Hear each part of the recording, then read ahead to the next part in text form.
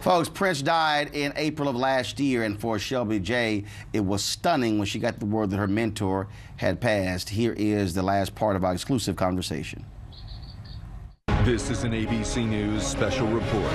And we are coming on the air right now with the breaking news that the pioneering musician Prince has died at the age of 57. CNN has now confirmed that the artist Prince is dead. Prince has died at his home in suburban Minneapolis. April 21st. April 21st. Yeah. Walk us through that day. That day, I was at home in North Carolina, and I was working out of my neighborhood, walking in the morning, and I don't even remember who texted me first, but I walked back home, and I got home, and my mom knew. I told her, I said, something's up, something's wrong at Paisley. Something's wrong with Prince. And then my phone started ringing, and I found out that he was gone, and I didn't want to believe it, and it just felt like it felt like my chest exploded. It felt like my chest exploded, and I went numb, and I just let loose, and I was like, this is real.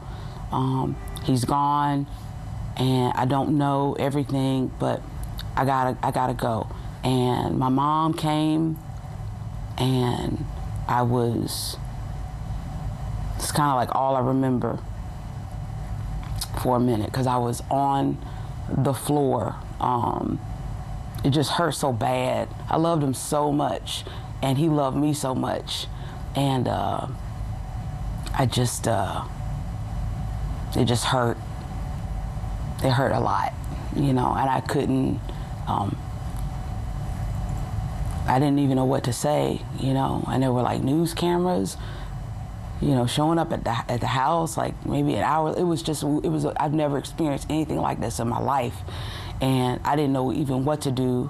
And my manager, thank God for her, for putting out fires, because it's like, to a lot of people, you know, Prince was a huge star to them, and I get their interest, and I get them wanting to talk about it. I understand that, but you know, when my daddy died, I didn't want to talk about it that night either. You know, I'm grieving, and you have to give a person time to grieve. Everyone grieves differently, and respectfully, for people that could talk and could do things, that's cool. But my relationship with Prince was that where it felt, like I said, like someone just ripped my heart out of my chest. I didn't know what to say, and I couldn't talk. There was nothing to talk about. It was just I just had to grieve. I had to cry. I had to, just for days, you know, I had to just cry and just be alone and with my family and just try to figure this out, because he was such a big part of my world. So he was a major part of not just my work life, but of my life, my real life. You know, he would check on mama and ask me about my sisters by name, you know. So it was like losing a family member. That's how it felt. Like I felt when my daddy died. That's how it felt. And for a long time, I mean, long time, you just could not talk about any of this. No, it was just too. It was too difficult to talk about without crying and just being a mess, because I had to process it and I had to pray over it. Prince comes to me in my dreams quite often. I remember that night he was in my dream. He comes to me often, and it's just, and he speaks to me. He tells me things, and it's not a weird, scary thing. It's a beautiful thing. It makes me still feel connected with him. There was no blueprint to it. I didn't. You know, until you go through something like this, nobody can, you know, there's no blueprint for it. But you know, I'm on the other side of it now, and I'm thankful, like I said, for my faith in my family. And he's still with me. You know, he's still with me. He's always in my heart. You also went through the emotional roller coaster when we found out how he died. And I talked to so many people who were close to him, and they said, I simply had no idea. People go through things and you don't even know because you're not there with them like that. But when it comes to that, I trust God in all things, not just things I understand. Most importantly, and Mama, most importantly, the things that I don't understand, the things I can't wrap my brain around, that's when you have to trust him the most. And when you say you trust him and you give it to him, you gotta let it go. You can't trust him and still be like, but what about this God? And what about that God? It's like, nope, I trust you in all things. You brought my brother Prince home. He did what he was supposed to do on this earth while he was here. Now he's everywhere. He's in the sun, the wind, the air. He's everywhere around us. I trust you. It was his time, and I'll see him, on the other side. It is interesting when you talk what you just said about the kind of folks he liked. He was an avid news person. Yeah, he was. And so he knew who certain folks were and what they talked about. Yeah.